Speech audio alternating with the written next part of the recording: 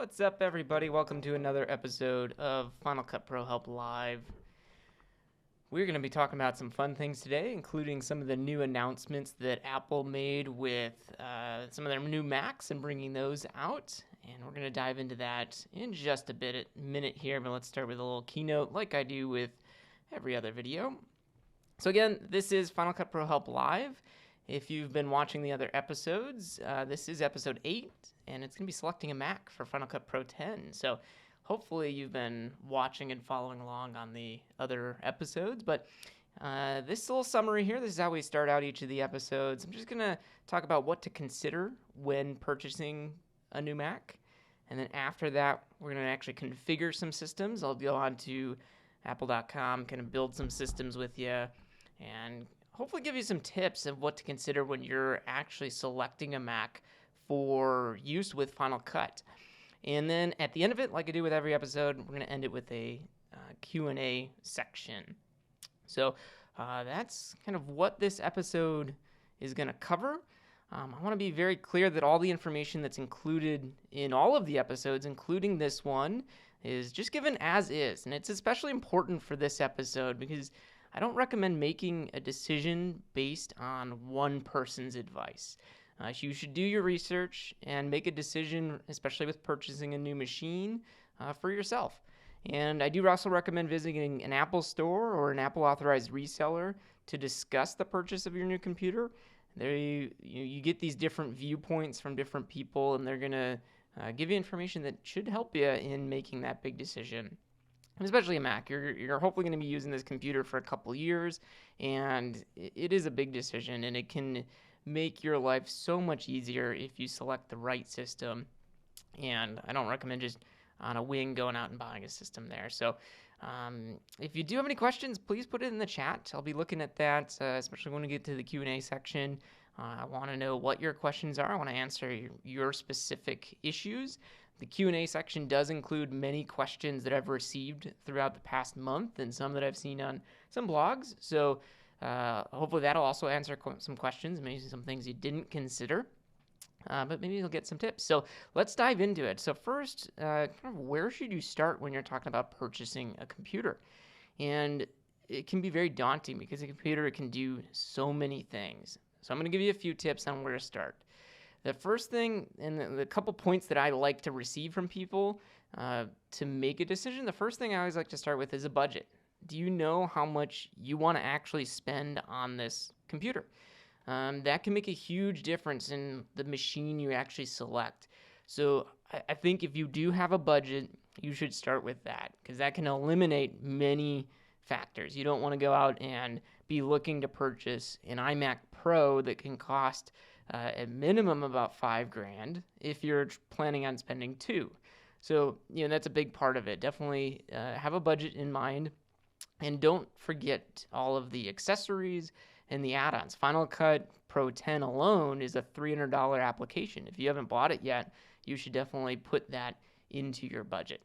So consider that. The next question I always like to go with is does it need to be portable? Are you going to be moving this computer around? Think desktop versus laptop. If this is a computer that you plan to edit on all the time at home in an office, then maybe you don't need to spend the extra money for portability of a MacBook Pro when you can spend more money on the iMac, get a more powerful machine, and have a better time editing. So consider the portability factor. We'll look at that a little bit too when we're pricing out some of the machines and building our custom workspaces. If it needs to travel with you, that's another big part in the portability side. So finally, and probably one of the most important questions that I like to ask is what type of projects are you going to be working on? If you're editing a feature-length film for a top studio, you're probably going to need a different computer compared to someone who's editing their vacation videos. That's just kind of home movie projects. So what is your budget? Do you need it to be portable? And what type of projects are you going to be working on? Those are great starting points when you're considering to purchase a new computer or a new machine. Now, using the answers for those questions, we can then kind of move on to actually building a computer and building a machine.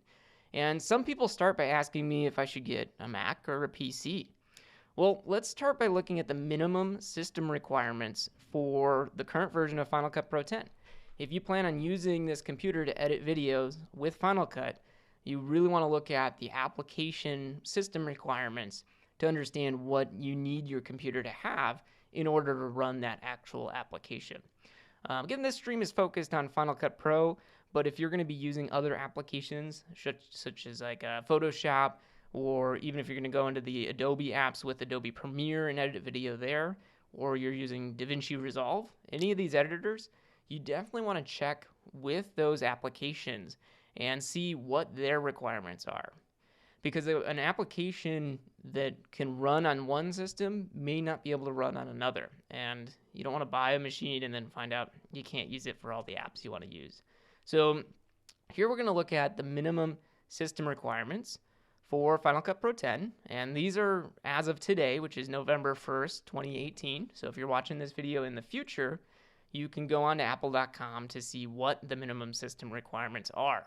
And specifically for Final Cut, this is the web address, and you go to that /specs, you'll see the Final Cut system requirements. But you can do usually a Google search or web search for any application, and then just add on minimum system requirements, and you should see what that app's system requirements are. Ideally, they're posted on all the developers' web pages. So for Final Cut Pro 10, the minimum system requirements is first, it needs to have Mac OS 10.13.2 or later. So right there, that answers the question. Do you want a Mac or a PC? Well, if you're using Final Cut, you want a Mac because that's what runs Mac OS. And sure, you can get like a Hackintosh or other custom-built machines that are not made by Apple, and you may be able to run Mac OS on those. But it's not, those computers are not designed and developed to run the software. So if you go down that road, you will probably run into issues, especially with Final Cut, because it is such a pro app and a really intense application. So in my opinion, you should stick with a Mac. And any of the Macs you buy today should be running Mac OS 10.13 or later. But that's the first one. If you have an older machine, maybe you're considering keeping that and just upgrading that one. Make sure that it can run Mac OS 10.13. And that's the first requirement. The second one is it has to have 4 gigabytes of RAM, which at this point, I'm pretty sure that all of the new Macs come with at least 4 gigs of RAM. But again, if you're using an older computer, or maybe you're looking at one on eBay to buy, you want to make sure it has at least 4 gigs of RAM. And many of the Macs nowadays, you cannot upgrade that after the fact. So if you're thinking, okay, I'll buy an older machine and then upgrade that one, make sure it has the capability of changing out that RAM so that you can do that. The next one is a long requirement. It wants an OpenCL capable graphics card or an Intel HD Graphics 3000 or later card. Almost every Mac, as far as I can see, has one of these now within the past few years. So this shouldn't be as crucial to look for. But again, if you're looking at a machine, an older machine, make sure that it has a nice graphics card with at least 256 megabytes of VRAM. And all of these specs we're going to see in a second when we go onto the website. I'll show you where to look for those. And then the last really kind of important requirement is that it has 3.8 gigabytes of disk space. So if you're one of those people that likes to use a computer and has it full almost all the time, that can be an issue. So you want to make sure that you have enough free space. And this used to be kind of an issue that was going to go away as far as available space, but you can get computers with 128 gigabytes of storage, and that's a very small amount of storage. So you want to consider how much space these applications take up on a computer. And just for install, you need this 3.8 gigs of space, but you need more to install all of the plugins and the add-ons and other things you're going to do. So definitely considering the amount of disk space you're going to be needing is one thing that we're going to look at. All right, so those are the minimum requirements. So now let's actually dive in and we'll configure some machines. I'm going to use apple.com for all of this, I believe. Yeah, I think we're just going to go on there and look at their current systems. But you can definitely do some of this stuff through third parties like a Best Buy or another page. So Feel free to go on to those pages and configure a system and follow along that way. But honestly, Apple's the one making these machines, so I recommend starting at apple.com, which is where we are here. So this is their site is set up really nicely to be able to handle kind of every question that you have. So the first thing I want to point out is, 2 days ago, they had this keynote that introduced new iPad Pros, a new MacBook Air, Mac Mini, all kinds of new stuff came out just 2 days ago. Some of it is not even shipping yet. So these, when you're thinking about buying a computer, it's good to understand and know when the product lifestyle is with the computer you're thinking about purchasing. The life cycle can start and end at any different time. Apple could choose not to update a computer, but if there's one right around the corner, a new one coming out, it may be helpful to wait a week to make a purchase. With that said, we're going to look at everything that's on the site right now, and you can do the same thing regardless of what day or time it is. You can go on to apple.com and see what they have. So at the top of apple.com, they have a couple menus up here, and everything we're looking at is under the Mac section. So I'm going to click on Mac. I made the cursor bigger. Hopefully you guys can see that. And then at the top, we have the different computers. So I'm going to just kind of quickly go through this line and give you my recommendations on it. The first one is the MacBook. And the MacBook is a very portable computer.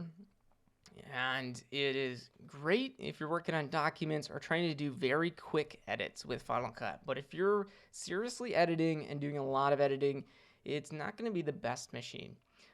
My roommate does have one of these computers, so I do use it fairly frequently, and I have used it with Final Cut as well. And it is a great computer. It can still handle editing. But if your primary focus is going to be video editing, I recommend getting something that's a little more powerful, such as a MacBook Pro or going on to the iMacs. With that said, the new MacBook Air is actually a really nice machine, and it is pretty powerful. So that one also can handle Final Cut for basic editing. And if you are someone who's editing maybe a web series on YouTube and you're shooting stuff out in the field, you're going on vacation, shooting a travel blog, the MacBook or the MacBook Air may be a good machine for you. Just understand if you're editing 4K video, you're editing very high resolution content, that's where you're going to run into issues. And you may even run into issues doing that on a MacBook Pro, but the MacBook Pro is really designed to be a powerhouse. And we're going to see this in the specs when we compare each of the computers. Then we move on to the iMac line. The iMac has two sizes. It has a 21-inch and a 27-inch, and those two machines are both wonderful. For the most part, everything you're seeing here broadcast on this stream has all been created recently with a 21-inch iMac. So you can definitely do it with the iMac, but again, if you're going to be editing consistently high-resolution video and content, you'll want to go with a higher-end 27-inch iMac that has more power and can be able to push that stuff out. When it comes to money, if money isn't really an issue, again, I'm talking about that budget, the iMac Pro or the Mac Pro are both expensive machines, but they are powerhouses. So if you plan to edit a lot of content, these machines are going to be the way to go because they do have the capability of editing and rendering much faster than some of these lower end machines will be able to do. With that said, if you're not editing that type of content, you're going to be spending all this money and not really gaining a lot in the long run. So the other part of it that's new that people have been floating around is the new Mac Mini. Finally got updated after many years of not being updated. And this new Mac Mini is actually a pretty nice machine. You can put a lot into it and make it a powerhouse. And you can now connect things like an eGPU and external displays to any of these machines and increase the amount of power that they have. So even if you plan to edit with a MacBook Air, you could get an external GPU, and that would increase the amount of power that's in those computers. So that's where we come to this accessories part, and that's something that you want to consider. You might get an iMac and like the speakers that are built into them and not need anything external and just use some headphones. or you might want to plug in external speakers to, say, a MacBook Pro or MacBook Air, or even your iMac at home. And so those accessories are things you want to consider when you're pricing out your machine. And finally, macOS Mojave here. That's what's coming on all these machines. That's the operating system that's installed. And yeah, that's pretty much all you have to know about that. That'll be the software that comes on it. So you'll meet that minimum requirement. So, all right, let's go in and look at one of these machines. I'm going to start with the MacBook Pro. I'm not going to go through all these machines. You can do that on your own. But when you click on any of these computers, you can scroll through and see some of the information about the computer, even here comparing the screen size, the weight, and some of the other information that's on there. But at the top, we have this tech specs page. This is the technical specifications, but this just lays out what's in each of the computers. And I really like these pages because they're clean, they're straightforward, and it tells you exactly what's in the machine. So the first thing, we're looking at a 13-inch versus a 15-inch. If we click between them, we can see the two different machines. The 13-inch comes in two primary configurations, one without a touch bar, which we can see here doesn't have a touch bar, the other one does. So if that's a feature that you like to have, I wish I could have it on my desktop. It allows you to navigate things like the timeline, and even dig down, you can see a mini timeline right on the touch bar on the top of the keyboard. Those can be very helpful features. We then see the price laid out with the colors, the display size. The higher end Retina display with the touch bar does have a True Tone display, which can be helpful. I find it helpful when I'm editing late into the evening. It changes the color of the display for me, and I find it less straining on the eyes. Maybe not as good for color correction, but so on editing, it's fine. So, yeah, and then we see the other specs here, kind of going back to the minimum system requirements when we were talking about the amount of storage. So this low-end 13-inch MacBook Pro only comes with 128 gigabytes of storage, and my iMac actually only has 256 gigs of storage, and I'm constantly dealing with space issues. So that can be something where you want to configure this machine to have 512 or maybe a little bit more of storage if you're considering buying one. We then look at the memory. These ones can be configured up to 16 gigabytes of memory, which I do recommend. I think 8 is a little small for most of what you're going to do inside of Final Cut, but if you can, bumping up the memory is a good thing to do and something I definitely recommend doing. We then see the graphics cards, no options for the 13-inch. Let me actually go up here. We'll switch to the 15-inch and scroll down this page and see kind of some of the other options. The 15-inch has a bigger controller, so you can do up to 32 gigabytes of memory on there. We can see for the graphics, we have much better graphics cards in the 15-inch, which is going to help. Final Cut relies really heavily on the graphics card, so the more VRAM is that minimum, 256 megabytes. These all come with 4 gigabytes or more of VRAM, so that really helps out, especially Final Cut in the renderings and being able to show and play back your content. So yeah, so essentially that's kind of an overview. Be able to scroll through these. You can see things like the battery power and the size and the weight, all things that you should consider with these. Now, these pages are great to see specific computers, but I really like the compare page. So let me go back to the Mac page. Just click on Mac, you'll get back to this. And then you can click on compare to see what machines you want to compare. And we get a whole list of them here. We can see the MacBooks, the desktops, every machine that Apple sells is listed right here so we can compare them. So let me kind of reset here and give you my recommendations for MacBook Pro. And we'll do all the Macs here. So if you're going to be editing video with Final Cut Pro 10, I don't recommend the baseline MacBook Air. This one is an older machine. They just updated the MacBook Air. This older one is a great machine for computing and doing lower end things. If you're doing a lot of word processing, internet browsing, that type of stuff, great. MacBook Air can be a nice portable machine. However, for video editing, you can do it. And just to be clear, you can install Final Cut on any of these machines and edit video, but you're probably not going to have a great time doing it on the low-end MacBook Air. Same thing with the MacBook. If you look at the processors, these ones have dual core i5s. This one dual core, the M3, they have an i5 and i7, but these are all very slow processors in comparison to the higher end machines we're going to look at. So again, I've done it. I've edited on a MacBook.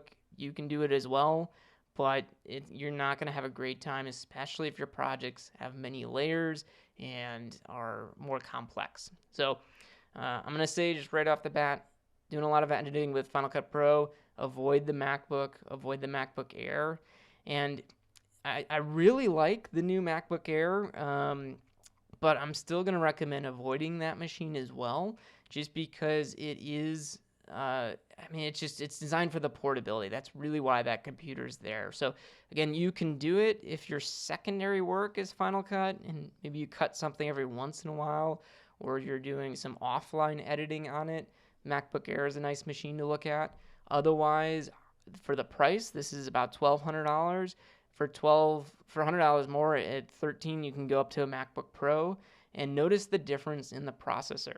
We go from the low end being a 1.6 gigahertz dual core i5 processor up to a 2.3 gigahertz dual core i5.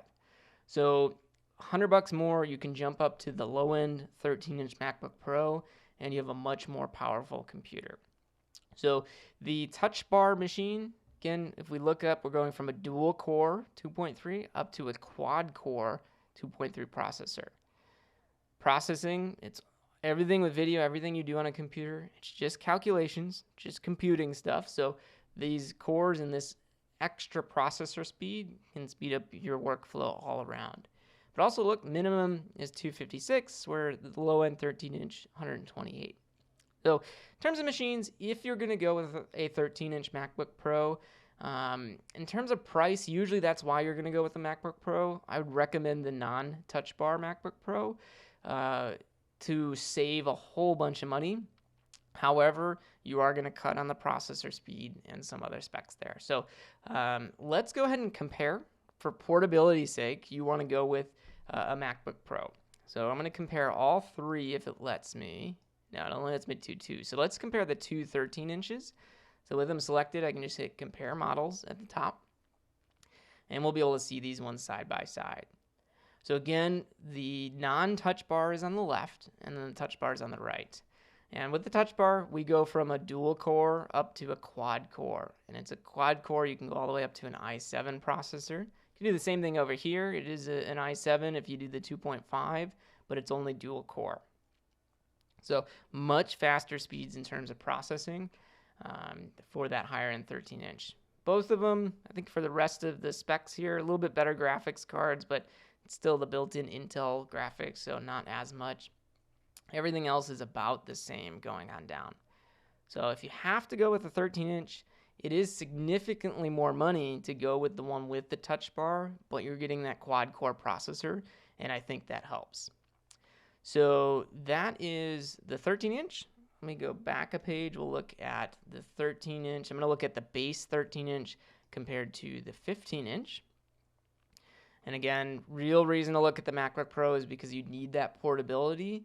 However, for Final Cut, it's nice to have screen size. It's nice to have space on your screen for all the windows and all the various things that you're going to be editing. So the 15-inch is probably the most popular machine in terms of portable machines to edit with Final Cut Pro 10.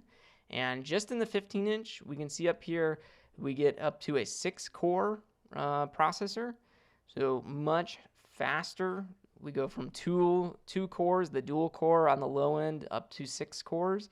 So this 15-inch really is a fast machine. And then same thing with space. In terms of storage, we start out at 256. If you can, I recommend at least 512. But again, I use a 256 computer. I just have to plug in external drives all the time. And then the other big thing with the 15-inch, we have many options. Similar to the high-end 15 or high-end 13-inch, we have graphics options, so we can get a better graphics card. So if I'm thinking MacBook Pro, probably going to go a 15-inch. And then I'll hit the Buy Now button. When you do that, when you buy any of these computers, you'll see them listed, and we can now select which one we want. Color, I'm not going to talk too much about color because you can select those, but I find the space gray, the darker colors, tend to help out when you're editing. A lot of editors like to edit in dark rooms because they can focus on the content and the screen. That's why Mojave now has a dark mode, and Final Cut has always been a dark interface for the most part. So I would recommend space gray. Obviously, it's color. You can do whatever you want. But these are then the computers side by side. The higher end one, the $27.99 one, we can go up to, we have starting out at 512 gigabytes of storage. This is the 6 core at 2.6 gigahertz. So this is a pretty fast machine. It's not too bad. So those are the ones. If you wanted to then get one of these, don't think it stops here. When you hit select on a machine, you then get the options to customize this machine even further. If you walk into an Apple store, many times they won't have these other configurations in stock. So if you want to walk into a store, check to see if they have the one that you want before you buy it. But look at here, you can bump this up even a little bit more, going from 2.6 to 2.9 gigahertz for the processor. And a lot of people just look at the number, but also look at the generation of processor. This is a Core i7 versus the second one down here, which is a Core i9. So if they were both Core i7s, I would say it's not a huge difference in the calculations that it can do, but the fact that it's a different generation as well can help out. And then you get that turbo boost up to 4.8 gigahertz from 4.3, especially with those renders, that's going to help out. So if you can, this is where it comes into the budget. If you're sticking to a budget, you might have to choose what you select here. And the processor is something you can't change later. The amount of memory is something you can't change later. So these are the things you want to consider beforehand. I find on most of the editing that I do, 16 gigabytes works really well with Final Cut. But if you're someone that works on a lot of apps at one time, maybe you have Final Cut open, you're using plugins with Final Cut, and you're communicating with other people, maybe you're doing video chats and streaming and doing like FaceTime calls at the same time while you're editing, those kind of things take up more memory, more RAM. So if you can, bump it up to 32. And all of this stuff, this is why I always start out with one of the number one things being the budget, because the more you put into the computer, I think the better experience you'll have with Final Cut. But we could deck out a machine and spend thousands and thousands of dollars, and that obviously gets really expensive. So you got to choose what you're going to select here if you're trying to keep within a budget. In my opinion, 16 gigabytes is great, at least for now. In the future, you'll always want more. So if you want to future-proof this, you can go up to 32. I think the processor, this is a smaller change between it. I find Final Cut 10 takes more of an advantage of the memory and the RAM that's in the computer. So if you had to choose between a little bit faster processor and more memory, I'd probably go more memory. And this is the RAM memory. Then you have storage, which sometimes also people look at as memory. 512 is great. I think, like I've said, 256, a little bit small. But I think 512 for an internal storage is great. You can always get an external drive to connect to your Mac. If you don't want to deal with external connections all the time, then maybe you want to spend a little bit more to get a little bit larger storage drive. You can spend a little over $3,000 and get 4 terabytes in your MacBook Pro. For me, that's not cost effective. I don't find that necessary. But again, if you're editing for a large studio, this may be, budget may be no option, so that can be helpful. You get a 4 terabyte drive in your MacBook Pro. You're not carrying around all these externals, having to have a whole cart maybe set up for something that you're shooting on location. So, consider those options and consider those prices. This is on every one of the MacBook Pros. You have the options for the keyboard. They are, I think, all backlit at this point. A couple of the low ends won't be, but you have the options to change your language if you need that. And then you can get Final Cut Pro pre-installed if you need that. If you've already purchased it, it's on your Mac App Store account. So you have it. You can just install it on the new computer when you get that one. Cool. And then all of these machines, when you scroll down to the bottom, this is what comes in the box. For the MacBook Pros and the portables, they come with the computer itself, a charging cable, and then the charger. And the charger is different between the different computers. You'll have different wattages for the chargers. So if you have an older charger, You may be able to use that on your new computer, but you want to check the wattage. You don't want to be using a 30 watt, a lower watt charger on these higher end computers. You want to make sure you're using the correct charger for it. For as far as I can see, you can use a larger amount of wattage. So this is a 15-inch MacBook Pro. Maybe you have the older MacBook that's here. I could charge that one using this MacBook Pro charger, but I would not want to go the other way around. I wouldn't want to use the smaller MacBook charger to charge this big MacBook Pro. But those are the accessories at the bottom of what's in the box. If this is the machine you want, at the bottom we can see we have an option to add it to the bag. We see our delivery. We can do pickup if we want in store. You can even check availability on there. Again, all of this I do recommend getting a second opinion, not just mine, and see if it's a machine that you want. So that's looking at portables. And again, just to summarize on the portable space, you can do a MacBook, you can do a MacBook Air. Probably not going to have a great time editing if you're editing complex projects. If they're simple, you can do it. Otherwise, go with a MacBook Pro. And you're going to spend a lot of money on a MacBook Pro for portability, but it's going to be a great machine there. Okay, going on to the next part, there's DITs, which are imaging technicians. They're on sets of a lot of films, and they a lot of times have the carts set up so that they can take the memory cards, the SD cards from cameras that just shot, and they can copy all the footage, get it onto drives and stuff. You might have a MacBook Pro on one of those carts, but you may have a Mac Mini or an iMac on those carts as well to copy over the footage. So this is something I'm going to skip the iMacs and the Mac Pro for a second. I'm going to look at the Mac Mini because the Mac Mini is actually a very nice machine. These, again, you can scroll through it and see all the stuff, but we're going to skip to the tech specs. So the Mac Mini, price-wise, is not as expensive. If you think of the MacBook Pro to get a 6-core, I think you're around twice as much to get a 6-core MacBook Pro. So you can save a lot of money by going with a Mac Mini and configuring it to what you need. So again, you can scroll through this on your own time and see it. I'm just going to hit buy to look at the actual configurations for these. They have two. They have a kind of a faster quad core, the 3.6 quad core here. Or we can go up to a 6-core. Again, don't let the number fool you. Even though this is a smaller number at 3.0 gigahertz, it's 6 cores. So you're getting more processor speed out of the 6-core here for those processor-intensive tasks. And Final Cut does take advantage of that. And then in this too, we get more storage for this base configuration and a higher-end generation of the processor, similar to looking at the i7 and the i9 on the MacBook Pro. We have an i3 over here and an i5 on the right. So all these things just mean more processor speed. The faster the stuff that you do in Final Cut will go, especially sharing, exporting, all that kind of stuff. So if we configure it, let's look at hitting select on the Mac Mini. We can, again, bump up the processor speed. We have some options for RAM. This is a desktop, so the controller can handle more RAM, up to 64 gigabytes, which is a lot of RAM. Then we have some storage options. A little bit, not by much, but a little bit less expensive to change around on the desktop machines. And then one of the important things to call out is this new Mac Mini has the option to go with a 10 gigabit Ethernet port on it. This allows for faster networking.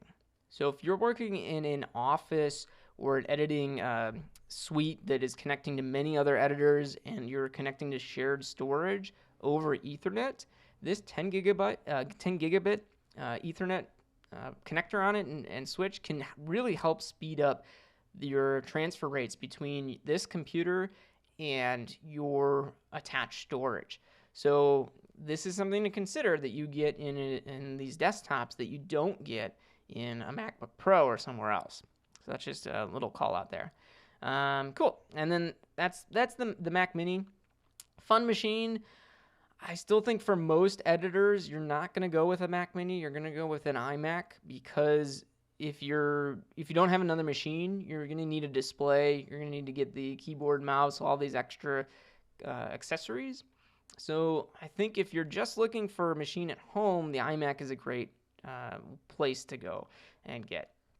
So with the iMac, Again, same thing. You can read through the overview, see some of the highlights of the machine, but really the tech specs is what you want to be concerned with, because this allows you to kind of understand the differences between the different models.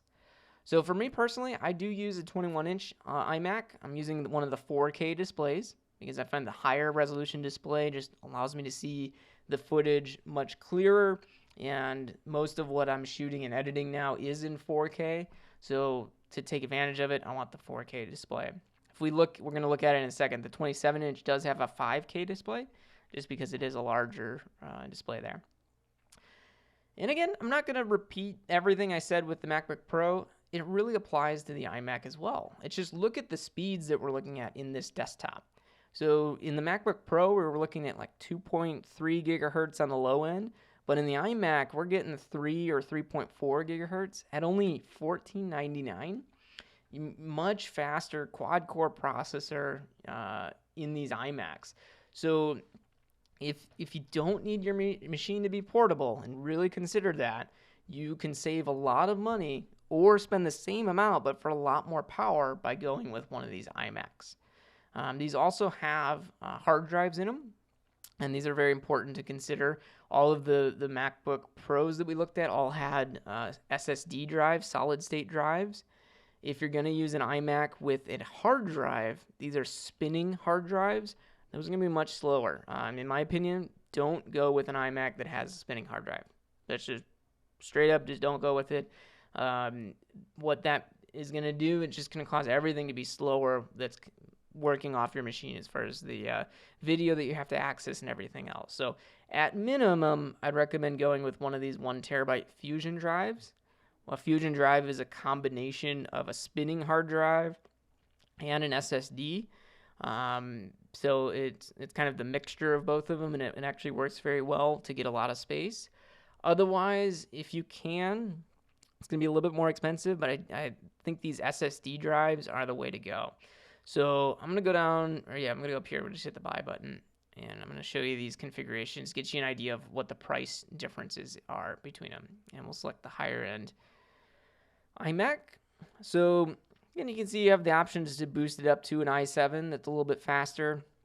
This is a smaller difference compared to the MacBook Pro we were looking at before and the Mac Mini. But it's also a smaller price. It's only $200 to get that little bit of a bump. For Final Cut, I mean, that's something, if you have the money, go for it, definitely. If not, this is a good area to save a couple $100 by not updating or upgrading this processor, because I think 16 gigabytes of memory, again, is what I'd recommend. I think 8 is a little small, so I'd recommend doing the 16 and bumping that up. And then here we look at the options here. So this is what I wanted to switch over for, because the Fusion drive, it's a lot more storage. It's 1 terabyte. You can get a quarter the size of that for just the SSD. But in terms of performance, especially working with video, I find the SSDs are invaluable. I think they're really great. So if you can, 256 at minimum. Otherwise, 512 is going to be what I would recommend for most editors. Especially 512 kind of allows you to have most small-end projects stored on the computer itself. Otherwise, you're going to have an external drive for those larger projects. And even if you went to 1 terabyte, probably still going to be attaching externals. So that's the option there. And then something additional to consider with the desktops here with the iMac, you can change between a mouse, the Magic Mouse or the Magic Trackpad, or you can get both. On my machine right here, I have a trackpad here. If I go over, I have a mouse. I have both of them connected. I switch between them pretty frequently. I like having the trackpad to do certain tasks. I like being able to do pinch and zoom, to zoom in and zoom out. That's not as easy on the mouse. So this is just personal preference. If you haven't tried editing and working with the trackpad or the mouse, the Magic Mouse especially, go into a store, try them out, use Final Cut on the demo machines, and see which one you like more, switch between them. And I think you'll like those. So that's looking at the desktop. For the 21-inch, that's another thing, you can swipe with gestures on the trackpad. I really like doing that. So cool. So this is 27-inch then.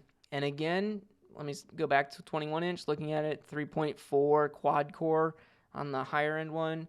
If we look at the 27-inch, The low-end one also has the quad-core, and you can bump it up to a 3.8 processor.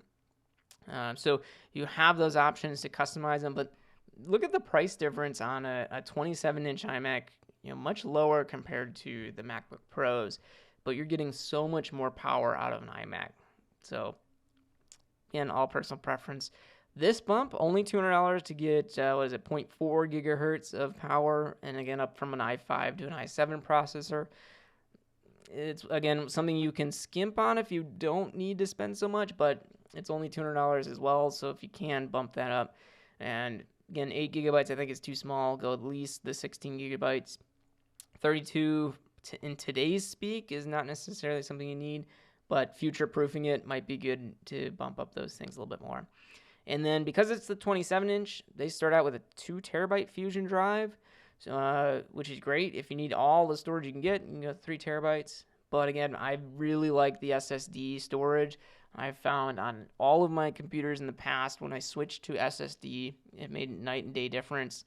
And the few computers I've edited on that have Fusion drives, I can tell when it's slowing down because it is a Fusion drive, and it happens way more frequently than I would have liked. So, in my opinion, SSD, totally worth it.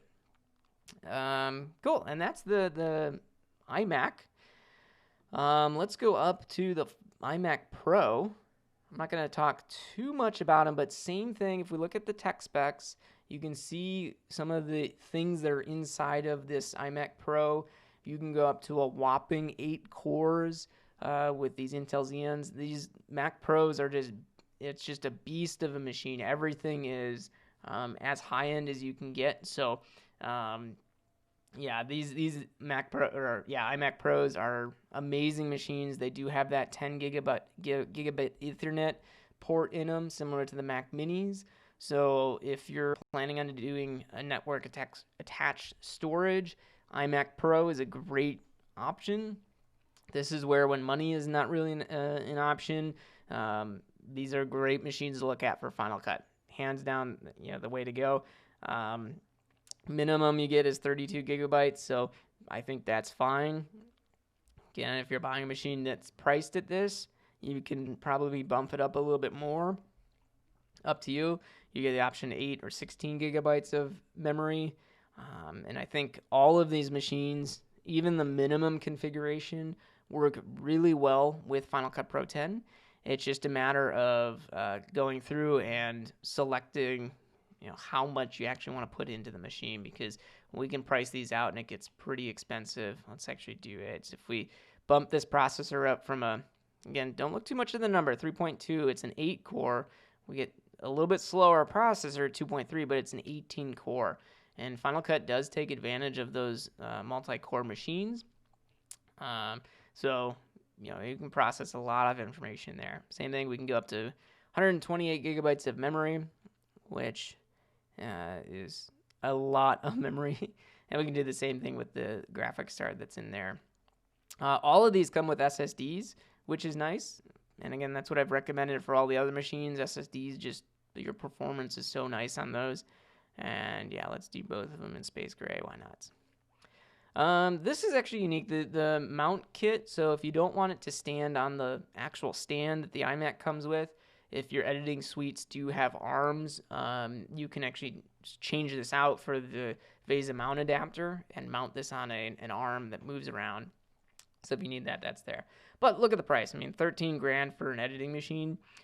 If you have that kind of money and you are editing on the high end, you're going to get your money's worth. This is an amazing machine. So, and really any of these, even the $5,000 base model on the iMac Pro, handles Final Cut very well. From what I've seen on a couple machines with a couple iMac Pros I've edited on, they do work really well with Final Cut. So that's just where, if money isn't an option, then you probably don't want to go with that route. And then going back, the last machine on here is the Mac Pro. Normally the Mac Pro is the top of the line, but in this case, the iMac Pro, or the Mac Pro, was updated in 2013. This is an old machine. So Apple has announced and said that the new Mac Pro is coming out in 2019, next year. So this is not one that I would recommend anyone buy at this point. Even looking at the specs that are on this, let's go over to the tech specs. Or no, that's what we're on here. Here's the tech specs. So we can look at the price, and the price is less than an iMac Pro, but it's also slower than an iMac Pro. These are older processors. Everything really in this machine is a little bit older. The graphics card is not as powerful as what's in an iMac Pro. And you can still connect it to displays. There's all kinds of connections on the back here that you can see, but these are slower connections, a little bit older. You have Bluetooth 4 versus 5 in some of the machines. So the Mac Pro is a nice machine, but where we are right now, there's a new one coming out next year. If you're considering this machine, you need to buy right now, I would recommend an iMac Pro. But if you need something like this, maybe a couple Mac Minis would be better. I just think that where the Mac Pro is right now, this is an old machine and not something you should consider. I just don't think there's any situation where this is really a nice machine. However, if your setup is using a Mac Pro and you just want to switch it out and put in a new tower, that's what the Mac Pro is for, and you can continue to do that down the road. And especially the next Mac Pro that's coming out, they said it's going to be more configurable. So the current Mac Pro is this cylinder, and you can take the cylinder off and see what's inside it, but you can't really upgrade anything that's inside of it. The idea was you can connect everything externally to upgrade it, but that didn't work out too well. So the new one will be more configurable, at least that's what Apple said. So wait for that if you're considering the Mac Pro. You can, let's just go in the buy now and do with the other machines. You can go in here and select one of these machines and configure it just like all the other machines. It's all SSDs, which I recommend. And really that's it. You can do a little processor bump up to the 12 core. The 18 core I thought was in there. They might have gotten rid of that one. Maybe it's just up to 12. But again, the iMac is the beast. That's really the iMac Pro. If you're considering any of these, even this one, we're already up to the price of an iMac Pro. So I'd recommend that route. Cool. Let's talk about a couple of the accessories. And again, let me just summarize if you're just tuning in. If you're considering a machine for editing with Final Cut Pro 10, first consider does it need to be portable and what your budget is, and then consider the projects you're working on. If you don't have a lot of money to spend, consider either an iMac or maybe the MacBook Air. If money is not as much of an option and you're editing more complex projects, they're not just home movies, then a MacBook Pro if you need it to be portable. If you don't need it to be portable, a higher end 21 or 27-inch iMac. And if money is not really an option, you have a lot more to spend, your budget is pretty wide, then the iMac Pro is a great option there. The Mac Mini, brand new, just came out a couple days ago. You can do it, but it's still a Mac Mini. It's still a slower machine in comparison to some of the others. So I usually recommend either iMac or MacBook Pro. As far as the accessories go for these, there's a couple I want to point out. We'll scroll through this page here. External displays are a big part of editing. The iMac has a great display built into it. All the Macs have great displays built into it. But these external displays can be very helpful. You can get a MacBook Pro and have an external monitor and even a keyboard and a mouse set up at home and still have a desktop workspace at home. On the current machine that I'm on here, I have a second monitor off to my right side here. So when I'm in Final Cut, I can utilize the dual display modes and have my viewer on one side and my timeline and browsers on the other side. So having multiple monitors could be very helpful. I've had in the past 3 monitor setups where we have Final Cut on 2 of them, and then the third monitor has Motion, it has Safari for doing research and other apps. So external displays are a big part of it, and consider this in your budget when you're talking about things. Then there's also the Blackmagic eGPU just came out. There's a couple eGPUs, and what these are external. Think of them like external graphics cards. So I'm going to show you some of the pictures here. This is the new Mac Mini that they have set up. If you get this Mac Mini, you can connect it to one of those external displays and use this eGPU to give you more memory, more video RAM, VRAM that we looked at, to give you that graphics power. So these are great little devices that are coming out that allow you to connect all kinds of external displays and bring up the power of your machine. So if you buy one of those low-end, maybe MacBook Airs and a slower machine, you can go out and get an eGPU. Again, this is $1,200, so it's still expensive, but you could get one of these to add more power to your smaller machine. And there's a couple options for eGPUs that you can consider out there that are not this expensive. There's some that are a little bit less, some a little bit more. I'm trying to think if there's any other accessories that I would recommend having. If you are considering a portable machine, protection, getting a sleeve or a case is always recommended. I've mentioned this. I like darker machines. I like editing a lot of times in a dark room. So you could go out and get some of these dark accessories for it, which work really well. And then with all of the Macs, I do recommend getting AppleCare. All Macs that you get come with a year warranty. AppleCare is a protection plan that extends coverage from that 1 year to 3 years on the computer. And it includes things like accidental damage and some other really nice features.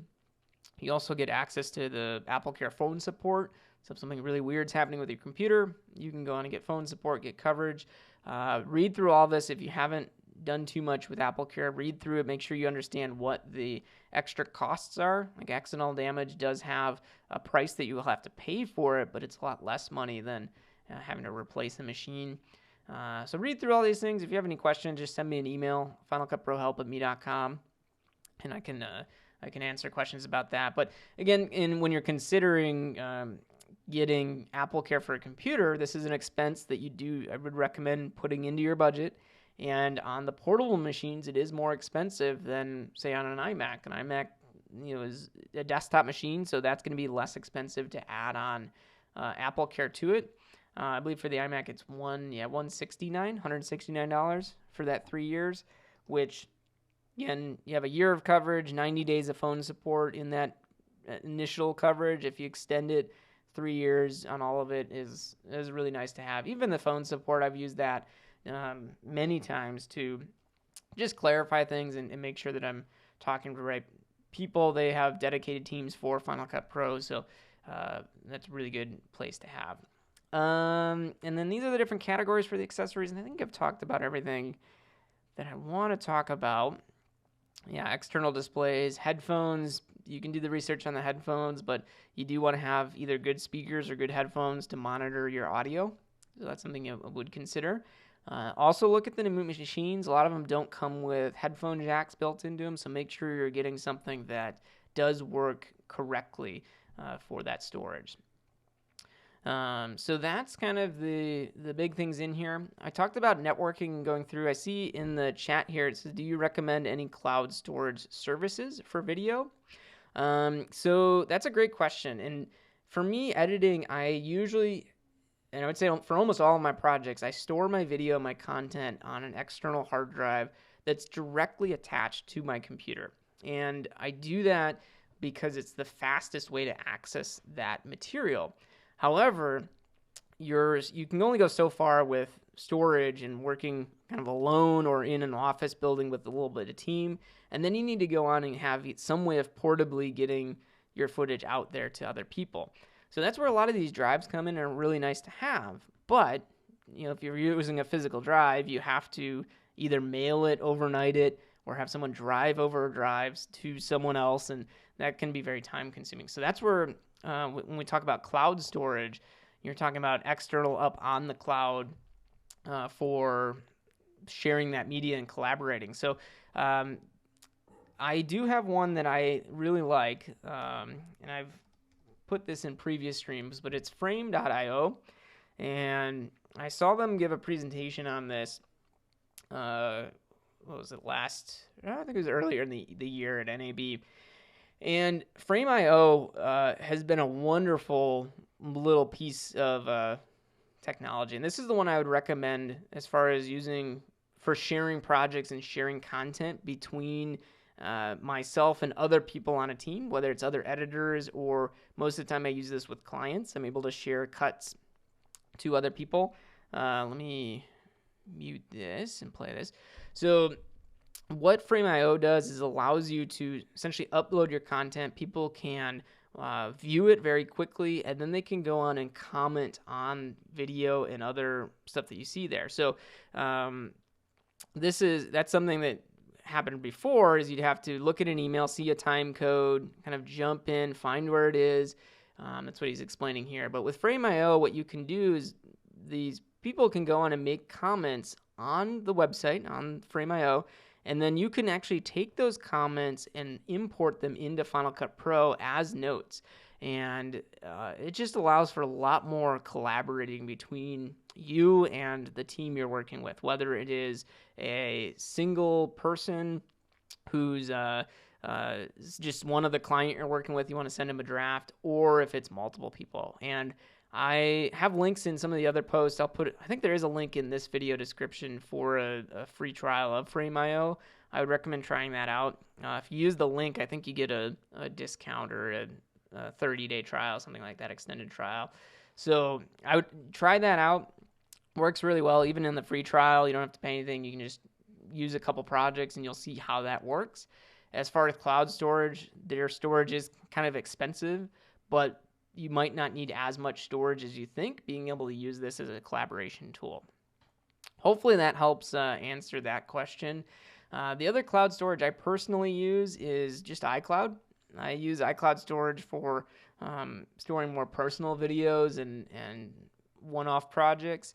And you can get a significant amount of storage on iCloud. And then with projects that you save, you can archive them, store them on the desktop, sync those across between different computers, or use it as a way to share between, like mail drop, using that to send things out.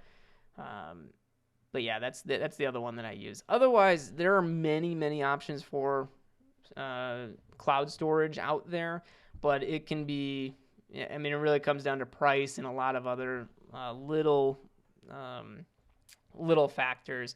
There is one other one. Let me load it up here.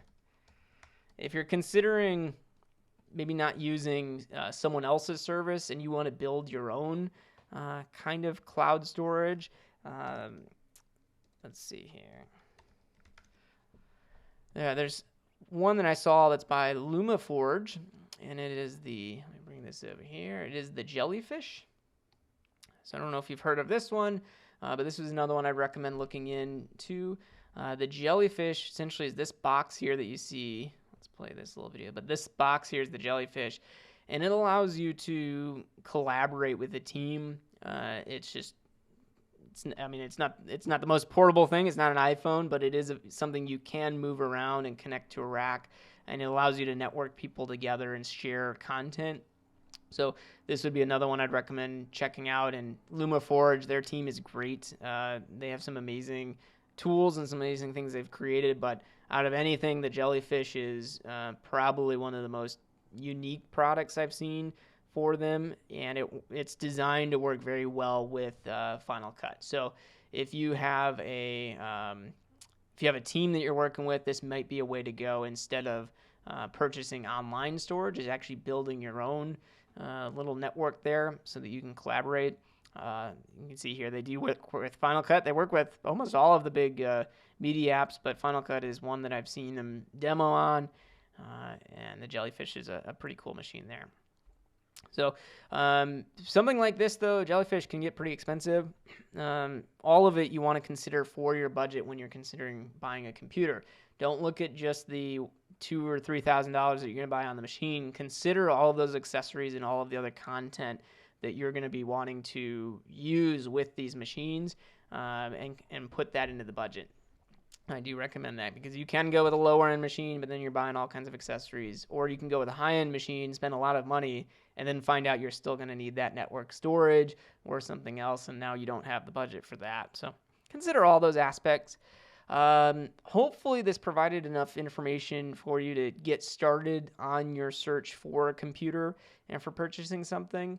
Like I said earlier at the beginning, I do recommend getting multiple opinions before you run out and buy a machine. So make sure to get that. With Apple, we looked at just all the new computers here. If you scroll down to the bottom, they do also have a refurbished section. So you can go to refurbished and clearance way here at the bottom. Let me zoom in.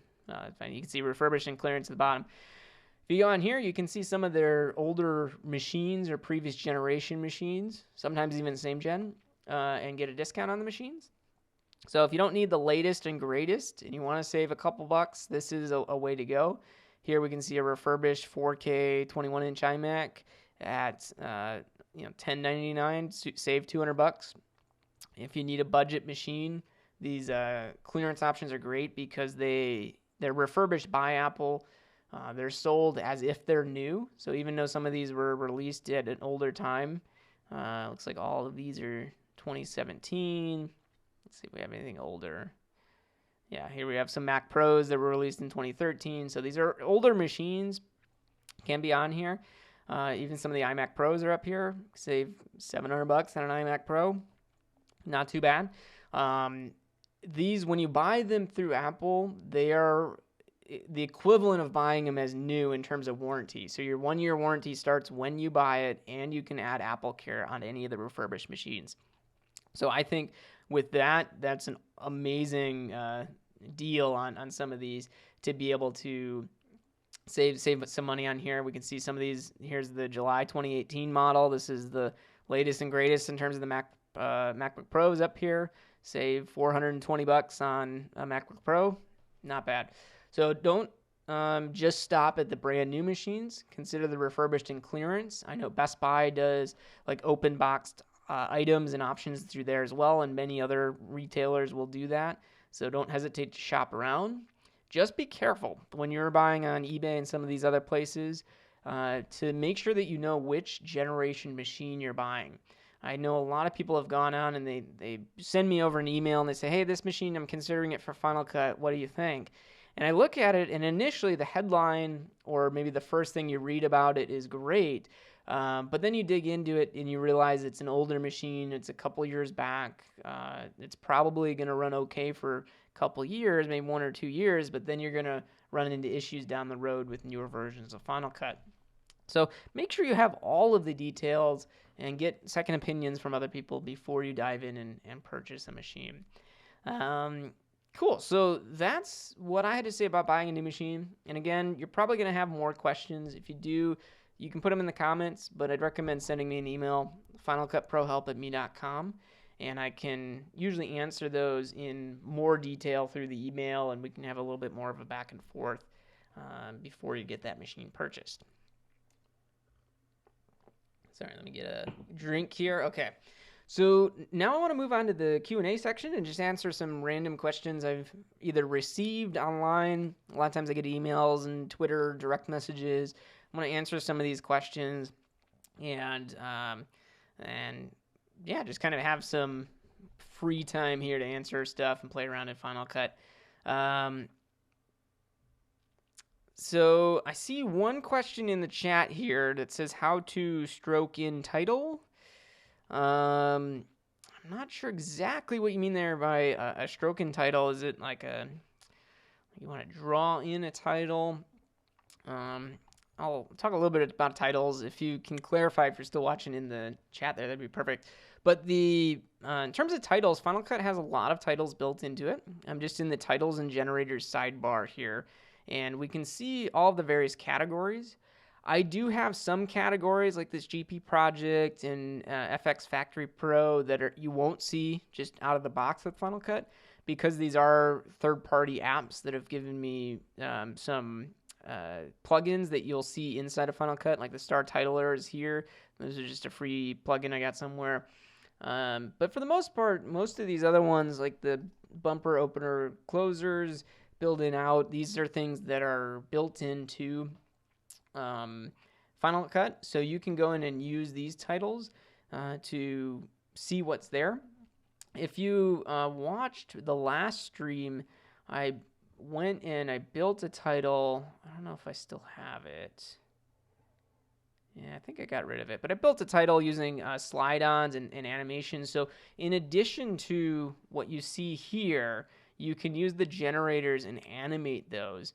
So like a stroke in title, I'm picturing it animating in, like kind of drawing in. So I'm just gonna add a title here, and I know this is probably not what you want at all, but I'll just show this as a way to do it. So I've added the title.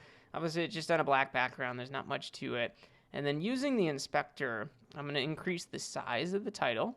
And if you're new to Final Cut, you do have a slider here. You can double click on the number over here and type in a different number. So maybe we want 400, hit return. Or you can click and drag this number up or down. So you have a lot of options for ways to change these parameters over here. And this slider only goes so far. It only goes up to 288. So then I can just click and drag this number up to increase the size of it. So if you didn't know that, you can adjust any of the parameters over here that way. And on the right side, we have a little reset button. So you can click this reset button to reset it back to the default. So these are some ways to interact with the title, well, really with any parameters in the inspector that you see. And then if we scroll down a little ways, there's this face section. So this changes the face, or the kind of the white titling that we see here. This is the color of that text. So we can go in and change that if we want it to be a different color. Let's just sit like a cyanish there. We can also change it and have it be an actual texture, and it'll fill it with a specific texture that you add in. I'm going to undo that. I just want the color. So all kinds of options that you get there. But then if we switch over to the video inspector, which is this little, it looks like a little piece of film, we can go down, we have the crop option. So then you can crop the title itself. And very similar to what I showed before, this only goes so far, and then I can click and drag the number here on the right to go a little bit further. But this would be one way, as far as like a stroke in, maybe like a paint stroke going over. You could use the crop as a way to paint stroke that on, and then it would animate in. So I'm gonna go to I'm gonna go start at the beginning here. So I want this off of the screen, so I'm gonna go up, increase that, and then use this little diamond button on the right. This is the add keyframe button. Add a keyframe, which says at this moment in time, the beginning of the project, have the left crop parameter set at this number. And then I'm going to move the playhead in. We'll move like 2 seconds in. And then I'll change this. I'm going to bring this way down so it's onto the screen. Notice it added a keyframe automatically. And now if I play this back, it's a little bit slow, but it goes on and shows us that title just swiping on there. So you can definitely do these things manually, or you can go on and use a transition. And there's all kinds of transitions built into Final Cut. And this is through the transition browser, which is on the right here. Like, what is it? Yeah, Shift Command 5 is the shortcut to get that. And you could go on and use one of these transitions and put that on the title as a way to bring in the text. So maybe we'll do directional and see what that looks like. And we can see how it blurred in addition to the little stroke that I was doing with the with it cropping over. We could extend this out to the 2 seconds. Yeah, we get a little animation there. So you can kind of play with it and see what else you want to do. I'm sure there are some other wipes and ways of getting onto the screen that might give you more of a paint stroke look. But otherwise, if you see something that looks the way that you want it to look in the bumpers here, like here we get actual like paint drops coming onto the screen. If there's anything in one of these titles that you kind of want to mimic, but maybe you don't like the entire template that's being used, you can right click or hold Control and click on these and open them in Motion if you have the Motion application installed. And what this will do is actually take that entire template and show you the whole thing. You'll see all of the layers that are inside of these templates. And then you can go in and delete the ones you don't want. And if there's a paint stroke in it that you want to use, you can just grab that one paint stroke and bring that out. So in this one, for example, let's just say this paint stroke that's dropping down. If I want to grab just that element, this is Motion, by the way. If you didn't see, we're now switched over to Motion. I can open up this group and see all of the different elements. So we have the background. I don't need the background, but it's going to be helpful to see the paint strokes. I'm going to keep that active. I don't need any of the text, and I'm just looking for the paint splotch. And here I can see this ink is actually just a video clip. So they just have a video, and then there's the camera that's animating it. So that paint stroke, then I can right click on it. Is there an option? Yeah, I see reveal source media. Here's that video. I'll say reveal in Finder.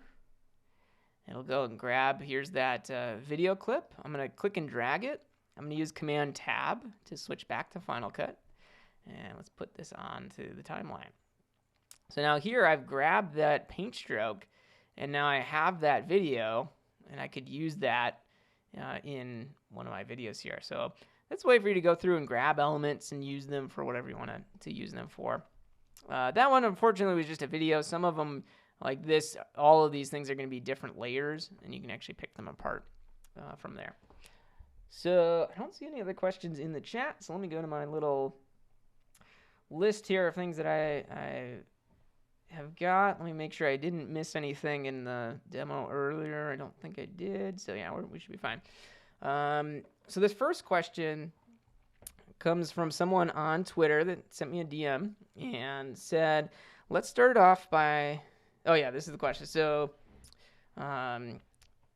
if you watch one of the last live streams, I recommend using an app called Video Tweet. And someone reached out and said that there's like a virus blocker or something that they couldn't get that Video Tweet app installed, which is very common, especially if you're a student at a school or working at a larger editing farm that has many computers that might be managed. So you might not be able to get those extra apps and those third-party things installed. So if you can't do it, essentially they're saying, couldn't get it installed, so what can I do to share onto Twitter and actually tweet out a video? So let me show you what I recommend doing. First, I'm going to bring up Twitter because you should always follow their guidelines and what they recommend doing. So I'm going to bring that over. Here we go. So the first thing that you're going to need to do is share the video. So let's just say it's this title video that we created. So you go up to the share menu, and there's a couple options. And if you're going to go to Twitter, we got to create the file first. So we're going to share it as a master file. So share a master file. And then we need to adjust the size, because if we look, let me go back here to Twitter. They have recording, watching. I think they have posting on here. Yeah, here they have what videos do they support. So they support MP4 and MOV video formats on mobile apps. And you can upload videos up to 512 megabytes. And the other part in it is, 2 minutes and 20 seconds. So you have a couple restraints from Twitter. We got to stay under 512 megabytes and under 2 minutes and 20 seconds. So if we switch back to Final Cut, I hit the share button. I can see at the bottom my duration is 10 seconds. It was one title, so our duration is great. But then on the right side here, we see the file size. And it's only 10 seconds, so it's only 24 megabytes. Perfect. But if you're looking at your video, like this person who was talking to me through Twitter, their issue is their file size was way too big.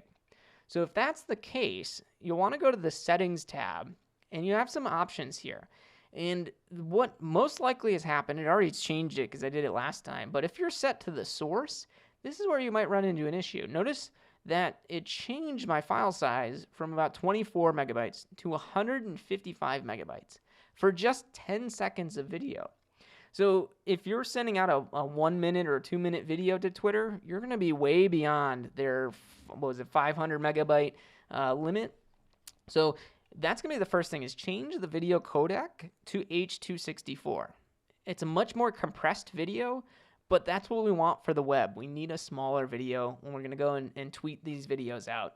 So just doing that, share master file and setting the codec to H.264, you'll probably create the video you actually want to create. So then we can hit next. We'll save this on the desktop. I'll just do for Twitter. And that's it. So now you can go to twitter.com. You can open up a new tweet and attach your video just like that. So if you're going to tweet a video, that's the key step is just changing when you go to share as a master file, just changing the codec to H.264. And for this person, that fixed it and was able to get everything corrected. So then I got a message, another DM on Instagram, and this person said, when I add a screen recording of my iPhone to a project in Final Cut, the screen recording becomes blurry. So this was kind of an irritating one for me to work with because I couldn't see exactly the steps this person was going through. And this is something where there's so many steps where you can run into an issue that it's very easy to get to this point. So to do a screen recording, you can do it through QuickTime or another app. You can also do it directly on the iPhone itself to create a screen recording. And I'm going to show you what it looks like. I'll bring this over. So you can actually go into Control Center, and there's an option to add screen recording. And when you do that, you'll get a window that looks similar to this, where you can record the screen. And that'll save it to the Photos app on your iPhone. And then you can bring that right into your computer, just connecting it to the Mac, and use the normal import window on on Final Cut to import it. You could import it into the Photos app, but then you'd have to go through the step to import it to Final Cut. If you know all you want to do is import it into Final Cut, then bring it right in there. The next step, because when I asked the person if they did that, they said, yes, I recorded it and imported it. It is the full resolution and it looks great. So if you're recording a high resolution screen recording, well, then we need to look at what is the resolution of your project. And that turned out to be the problem with this person's video, because if we select a project here, I'm just going to select my title project. Notice in the inspector, this is a 1920 by 1080 project. And you can click modify to make changes to that. And you'll see the video format and the resolution. And with an iPhone screen, they're very high resolution screens. So you need a high resolution project to take advantage of it.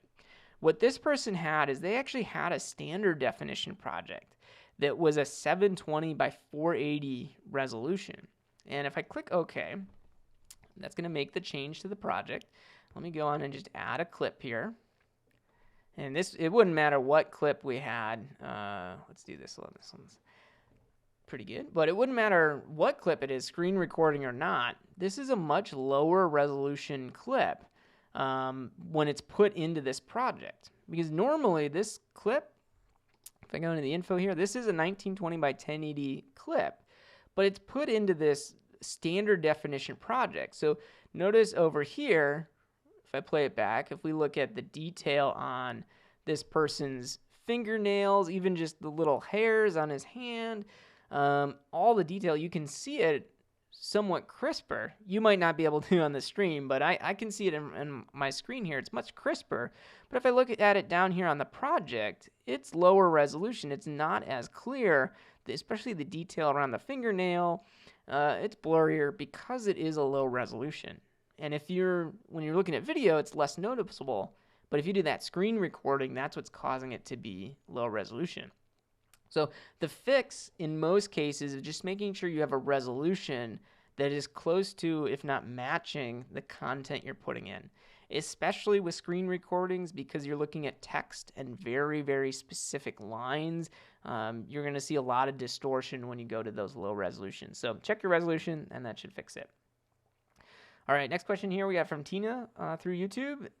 And she says, I watched your video on how to reset the preferences in Final Cut Pro, but wanted to ask, once you do that, how do you reopen a project that you were working on?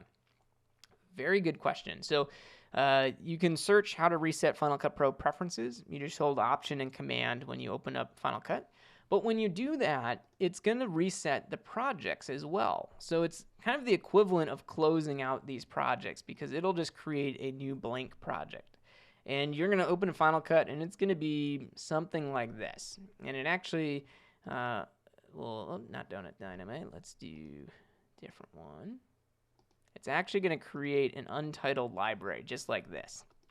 So if you do that, well, you've lost your previous project. So you might think, okay, I'll go up here to File, and I'll say Open Library. Well, in my case, I can see those last libraries, but if you don't, if you reset the preferences, you won't see those previous libraries. So then you'll want to go here and say Other, and navigate to where that library is stored. So if I hit Other, I can see the previous ones, but I'll have to hit Locate to find where that project is. So in my case here, I could go and look on the desktop. I know that's where the project is. Here I see Donut Dynamite, but that's just the raw footage. So you'll probably have to go into the home folder, which you can click this little button at the top, and you can say my home folder is called Live, and there I see the folders, and then I'll go to Movies, and there we go. There I see the Donut Dynamite library, and that may be the one I want to open. So there's the library, and then I can hit Open. So that's what you have to do. If you reset preferences, you have to go and find that library. The other option that you can do is just when you quit Final Cut, hold Option, the Option key on your keyboard, and open Final Cut, and you'll see the same Open Library window, and so you can navigate and find that library. One other tip for this, let's go back to the stock library, but one other tip through the Finder, what I recommend doing is creating a smart folder so that you can find your Final Cut libraries easier. So to do that, just go up to File and then say New Smart Folder. And we're going to get a little window here. Oh, it went onto my other screen. Here we go. So you're going to get a little window here that's the New Smart Folder. And a smart folder is kind of like a search that's always happening. So on the right side, I'm going to hit the plus to add a new field. And we see kind is any. Click on any and change that to other. And then start typing in Final Cut. And we're going to do Final Cut Library. Boom. And then you can hit the Save button. And we'll call this our Final Cut Libraries. And you could save it as in the save searches if you want to, or you could put it somewhere else. I usually just do the save searches and I add it to the sidebar and then hit save. So now notice what we have on the sidebar. We have this smart folder for our Final Cut libraries. So if we click on that, it goes and finds those libraries anywhere where we have them. So if I click on the Final Cut Pro Help one, I can see that's saved on my external storage drive in this folder, and then there's the library. So this is another great way to have this smart search so you can find all of your libraries regardless of where they're saved. And especially for this person, a little bit newer to Final Cut, you might not know where you put that library. And if it's not in the movies folder, who knows where it got saved. So create this smart folder or smart search.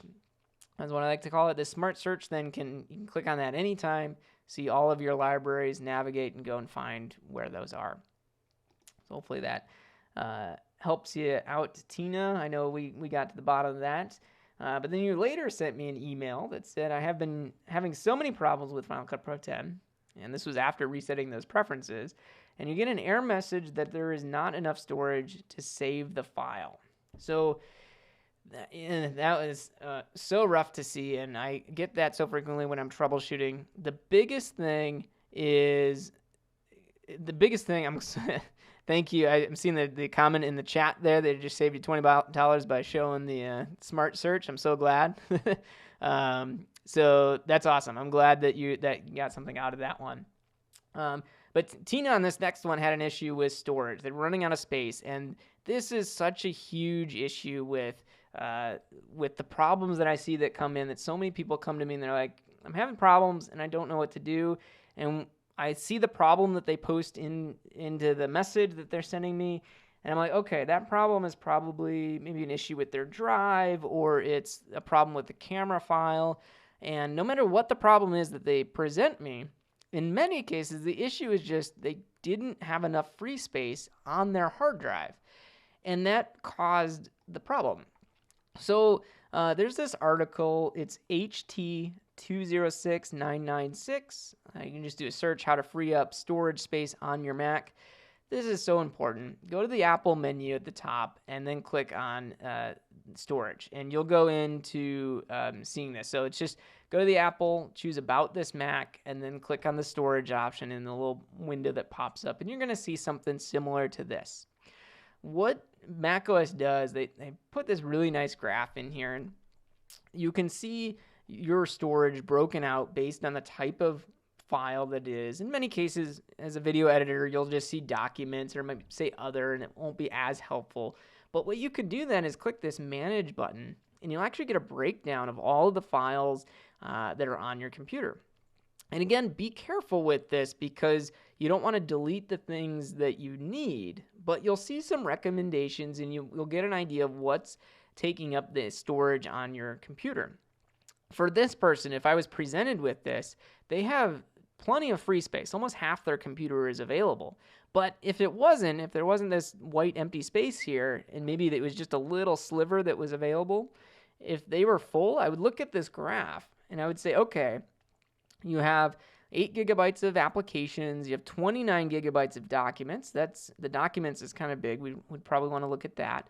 But then if we go down through here, I can see, okay, the music creation apps, this is what's taking up the most storage, and some of your photos.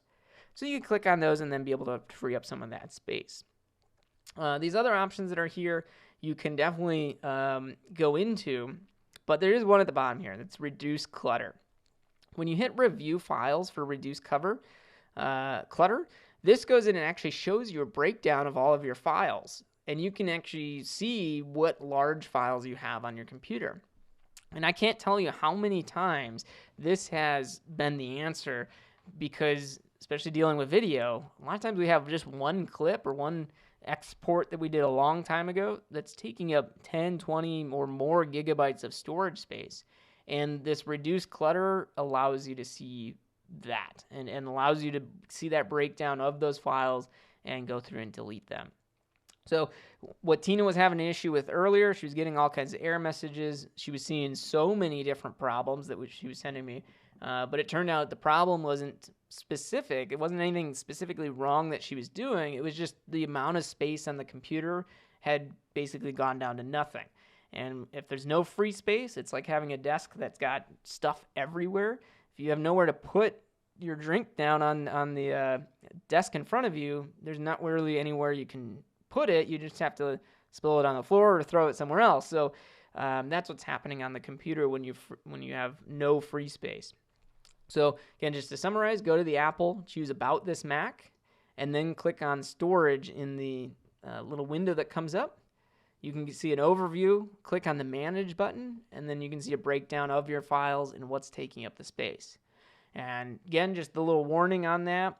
When you're reducing clutter and you're deleting files, you are deleting things. So just double check everything. Make sure you actually want to delete those files. Another option for Tina here was to go into her libraries, because you might have an older library, like this stock library has so much in it, but we can actually make this library a lot smaller. Because you might find out with reduced clutter, you might find a library that's 200, 300, 400 gigabytes in size. In this case, mine's taking up 125 gigabytes for this stock library. So we can actually make this library smaller by going up to the File menu. And there's an option here to delete generated library files. So if I click Delete Generated Library Files, we have an option here to delete old render files. I could delete just the unused ones or all. And we also have an option here to delete optimized and proxy media. In this generated media, all of that stuff can be regenerated if you have the original content. So I'm not worried. I know I have the original files, so I'm going to delete optimize and proxies, and we can always re-render if we need to. And then I'll click on OK. So doing that is another way to free up some storage space within a library pretty quickly. You can just go up and do that. And again, that's just with the library selected, go up to File, and then say Delete Generated Library Files. If you have an event selected and you go up to File, there's also an option to Delete Generated Event Files, which is the same thing, but it's only for that one event. So in our case, we have the Pond 5 event, I have a museums event. If you have multiple events, you could just do that for one event. But yeah, that'll delete those generated files then. And in our case, in this stock library that I have, notice the space. Now I had 125 gigabytes in space, and by deleting all those generated render files and other things, it's down to 51 gigabytes. So I saved just over half of the amount of space I was taking up by deleting those generated files, because I'm sure it had tons of proxy media and some other things from other demos. So that's one way to free up some space with your files there. So cool. Let me check here. I think we're about an hour and a half. Let's do one more question here. If you got any other ones, please put them into the chat there. This one's a little bit longer of a question, but Andrew reached out to me on Facebook and asked, he said, so you know how you can replace a clip by dragging another clip onto it and clicking one of the replace options? So yes, I know that, and what he's talking about. Let me select, actually let's zoom out here. So what he's saying is, you know how about the replace options. Let's see what we have. It is, let's do the dog videos. Here we go. Okay. So I like this clip here, but I want to replace one of the firework clips. So I'm going to click and drag this clip onto the one that's down here. And these are the replace options. So in his question is, you know how you can replace a clip by dragging another one onto it? That's what this is. So I'm replacing this middle fireworks clip with the dogs in the dog park. And we get the options here to replace it. So I can say replace from start, a couple options. So I'm just going to say replace. And it puts it in there instead of the other one.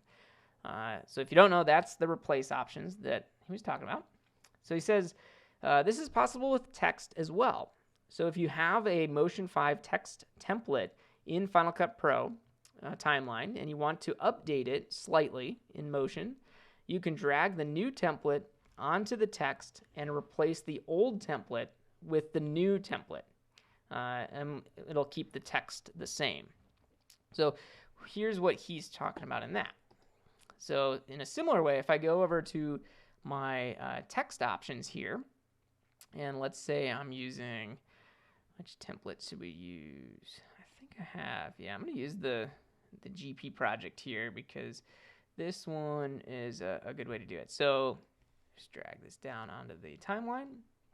So I have this GP lower thirds, and it's just a really basic lower third title here. And we were using this one to create some facts. So I'm going to hold Option and drag this around.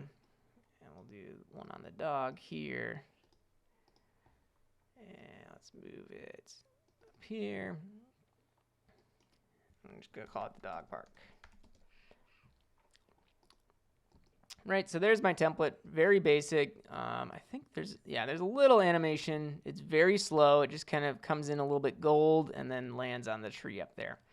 So what this person's saying is you can do the same thing with text, right? So you can. So I could take this fade in, fade out one, click and drag it down onto the title, and do the same thing, say replace, and it's replaced the title that was there before using the first lower third with this fade in lower third, but notice it kept the same text. It might be hard to see because it's white text, but it says dog park. So that's what this person is saying. You can do the same thing and replace these titles with other text. The problem with that is if I had multiple titles, I'd have to drag this text onto each one of them to replace it and update the title with the new one and whatever I changed. So what Andrew is asking is this is his actual question. He says, what I'm wondering is whether this is possible in bulk. So for context, he says, yes, I have hundreds of subtitle clips that I would like to update to a very slightly new template. Is there a way to do this quickly, or do I have to drag and replace each one? So for most situations, no, there's not a way to easily update every single one of your titles with this slightly new template, with a new template. You'd have to go and click and drag and drop each one of those onto the new template. You could go out and maybe modify some XML stuff, but that gets very complex. So what this person is saying is that they have just a slight change in their template. So there is a way to do slight changes. What we could do is, I'm going to show you here. So I have this fade in, fade out title. See, it fades out onto the dog park there. And I did the same thing on this one. Actually, just delete that. I'll bring in the fade in down here. And we have this is the facts. So we have two of them. Let me change the text here. Do fireworks. So we have fireworks and dog park, right? Two little titles, very basic. So maybe this person wants to change something about them, but doesn't want to update every single one of those. So you can just right click on the original that's on there, say open in motion. This is going to go and open up motion and show us this title. We can then go onto this title and modify it in any way. So in this case, I'm going to make a drastic change just so we can see it happening. I'm going to just increase the size. Yeah, that should be all we have to do here. Maybe we'll use a different behavior. I'll do drift in. So now we can see it moving over. So a couple changes. I'm going to hit Command S to save it. I'm going to use Command Tab to switch back to Final Cut. And notice right away, if I play this, we don't see the change just yet because it hasn't had a chance to update. But if I close Final Cut, I think if you wait a little bit, you can see the update happen. But I'm just going to quit and reopen so that it goes a little bit faster since we're streaming here. So quit, reopen Final Cut, and we're going to see, in theory, it was worked for Andrew here. Yeah, so then you can see now those titles on the timeline have updated to the larger one. Yeah, maybe not yet. It hasn't rendered. It was there for just a second, and of course now it doesn't do it. Let's try closing the markers project. But that's what you'd want to do, is basically go through and modify the current template to do whatever the change is. That way you don't have to worry about replacing every single one of your lower thirds there. Quit and reopen. Yeah, it doesn't want to. Still not rendering yet. Let's force it to render. And we'll see if that updates. But in theory, that's what's supposed to happen, is it's supposed to go and see the updated template, and then you'll see that on the timeline. It may not because of the size, but it doesn't have the drift either. I think it just may be slow. Anyway, it's funny because in the little preview here, you can see the update of the larger text compared to what was there before. So it knows it's supposed to be there, just is slow to update. Okay, so that is the questions I want to put. I do see your last one here. You said, what do I think of the new Mac Mini? Okay, so let me go back to the page, because the Mac Mini, if you asked me before the update, I would say stay away from it. It hasn't been updated in forever, right? But now it's been updated. And the Mac Mini is a fairly competitive machine now. And actually, let me do the compare. Because if you're thinking about getting a Mac Mini, for most people, you're probably thinking between a Mac Mini and an iMac for editing on. Like those, you're thinking desktop, and so you're probably comparing it to an iMac. If you're using it in a server farm with a whole bunch of them, trying to get a render farm going, that's a different scenario. You might be comparing it to a Mac Pro or even an iMac Pro. But just in general, you're probably comparing it to an iMac. You don't need it to be as portable. Yeah, if you want it on a rack, you're probably going to have a display that's just like an iMac, so you'd still be comparing here. So these are the big things to consider. With an iMac, you are paying more because it does have a display built into it. So in terms of cost, when you're comparing them, it's hard to compare them directly because you also have to consider a display on the Mac Mini. But in terms of speed and performance, if we look at the speeds here, we can do a quad-core Intel i5. And if we look at the Mac Mini, it's the 8th generation Intel processors, but they are the i3 processor there. You can do an i5 if you want to, or you can go up to a 6-core i7. And that's a fast machine there. So it is 3.2 gigahertz for the 6-core, but even the lower end quad core is a 3.6 quad core. And if we look at the iMac, we do get a little bit faster quad cores. We can go to a 4.2 gigahertz quad core. So processors are very, very close between the Mac Mini and the iMac, but I do still think the iMac 1, if you're going to deck it out, is going to beat out the Mac Mini. But again, price-wise, they're very comparable there. And actually, let's do this just for the fun of it. Since this is the last question, I'll just dive into this a little bit further.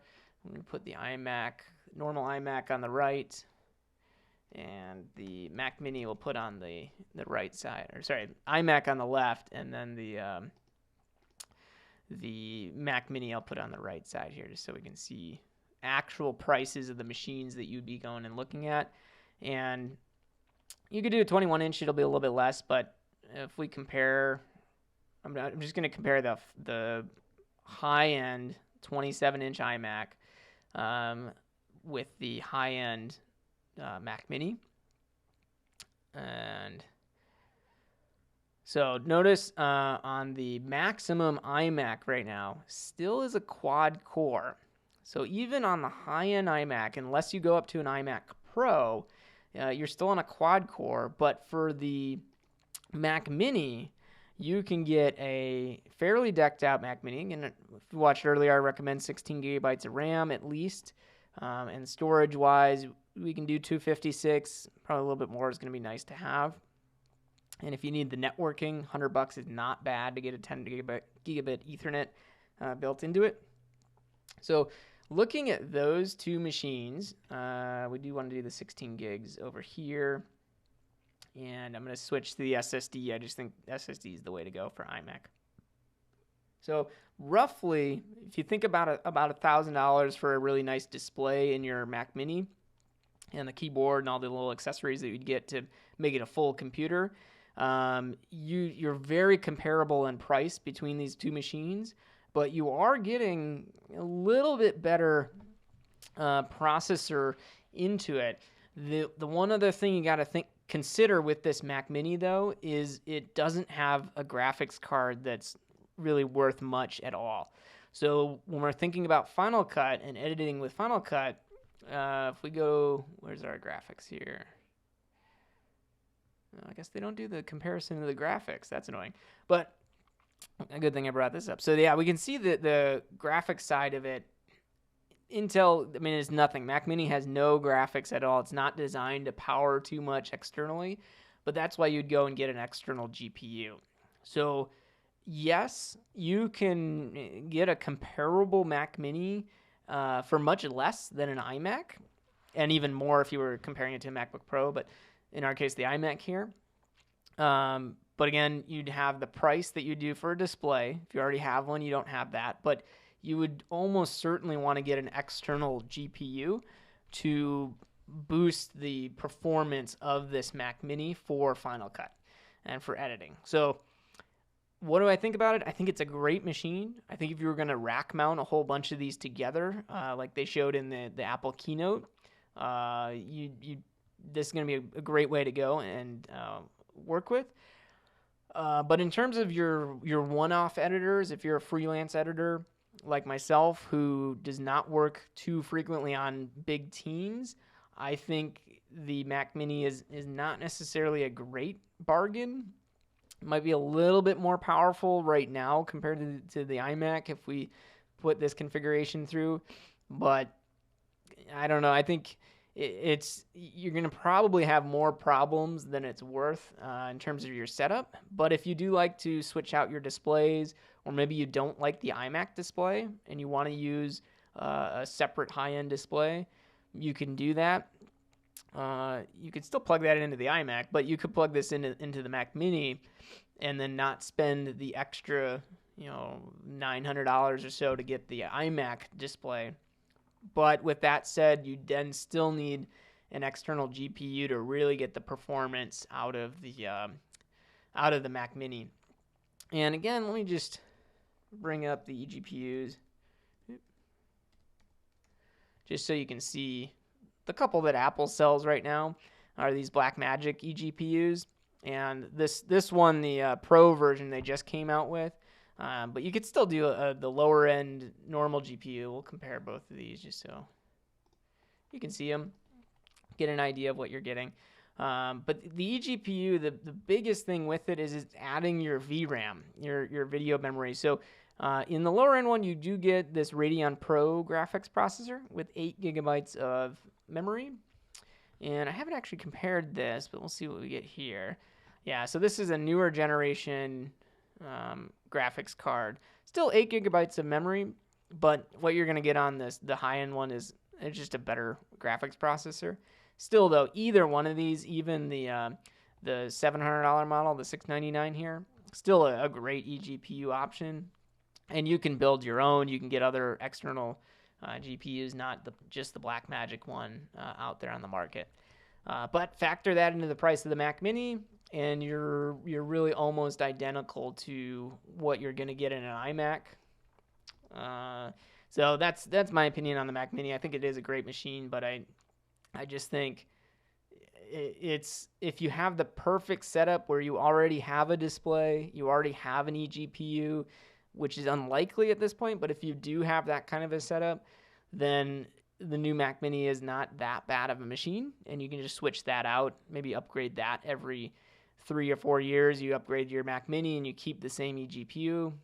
But, I mean, just from what I'm seeing, you're probably going to want to update that as well, and you're end up gonna like buy a new eGPU every single time a new Mac comes out. So I don't know. I'm on the fence with it.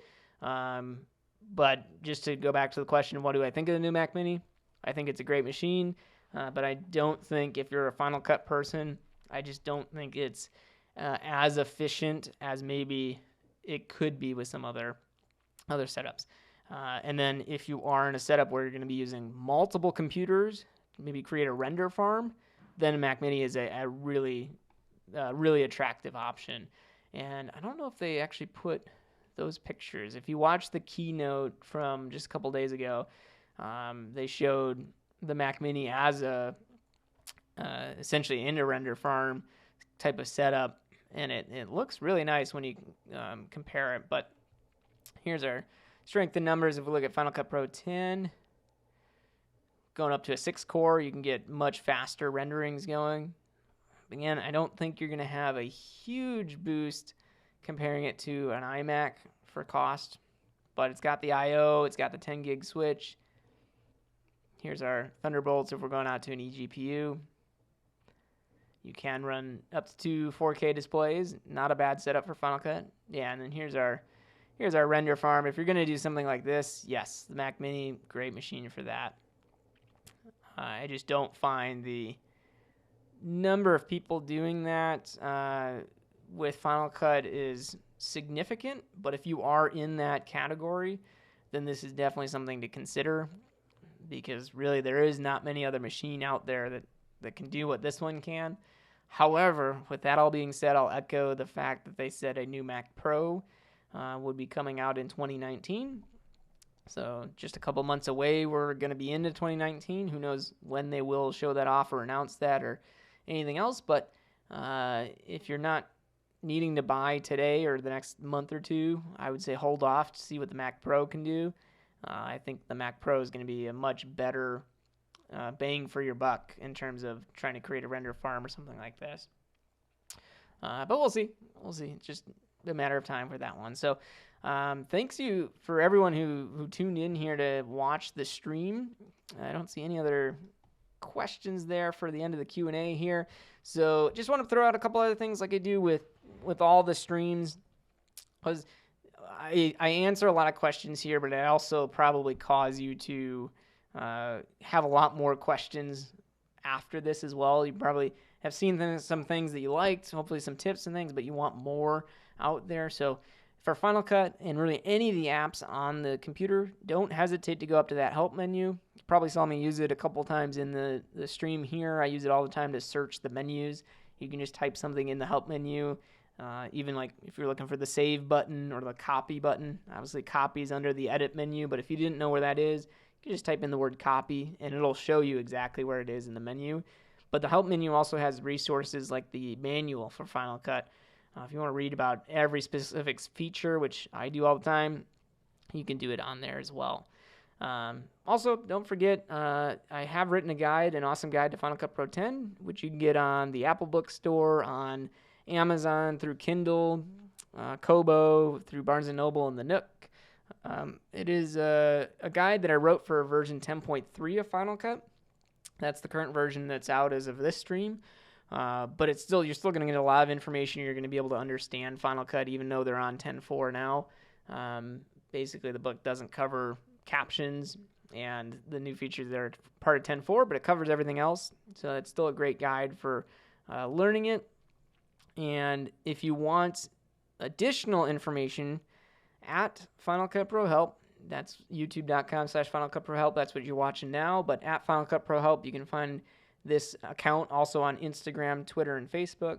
Specifically Instagram, I've been posting a daily shortcut on there, and people have found that to be very helpful. So I'm almost out of shortcuts to post. I think I've almost posted every single Final Cut shortcut, at least that I could find. So we're going to start going back and doing something else with those, but you'll be able to see those, and you can go on to our website at awesomeguide.com to see all of the shortcuts as well. I'm keeping a log of them on there. Otherwise, send me an email, finalcutprohelp@me.com, with any questions that you have, anything I missed, or maybe you need clarification on. If you are building your own Mac and you want some clarity on it, definitely go there and let me know what those are. I know I mentioned this early in the stream, but what I'm showing you, the information I'm giving you here is just as is, and I still do recommend that you go out and get other opinions about the machine you're thinking about. If you've already done that, if you've already researched the machine, maybe talk to some people at the Apple Store or somewhere else, and you still have questions, send them by me. That's totally fine. I'll give you my opinion on what I would go with and maybe what I would configure, and then I want you to process that information, make the decision that's best for you based on everything that you've done your research on. Computer is a big decision, so make sure you make the right choice there. But otherwise, that is what I got for you. Again, this is Final Cut Pro Help Live. We do this at least so far, this is episode 8. We've done this since March on the 1st of every month, and I hope to continue this for a while. So thank you so much for watching. If you do have a specific topic you'd like me to cover, please send me an email. Let me know what that is. I don't have a topic selected for next month, so I just kind of select them based on what I think is necessary to put out there. And the other thing you might have noticed is in September, I posted a new video every single day with a new Final Cut Pro 10 feature or just tip that I thought was relevant. And I'm going to do the same thing for this month. Starting later today, you're going to see another video posted. Only instead of focusing on Final Cut Pro, I'm going to focus on macOS. Because macOS Mojave just came out, and it does have some new features that I do think are relevant for Final Cut Pro editors. So these are going to be macOS tips directed at users of Final Cut Pro. So I'm going to talk about apps like the Photos app, for example, and I'm going to focus on features of that app. But I'm also going to try to integrate these tips into you as Final Cut Pro editors being able to use them. So I think the Mac has a lot of features that are great features, but some of them you can utilize as a Final Cut Pro editor. And that's what November is going to be about. I'm just going to post a new video every day with little tips. They're not going to be great, well-off videos like the intro I posted yesterday where it's edited and there's tool tips and all kinds of other things that come up.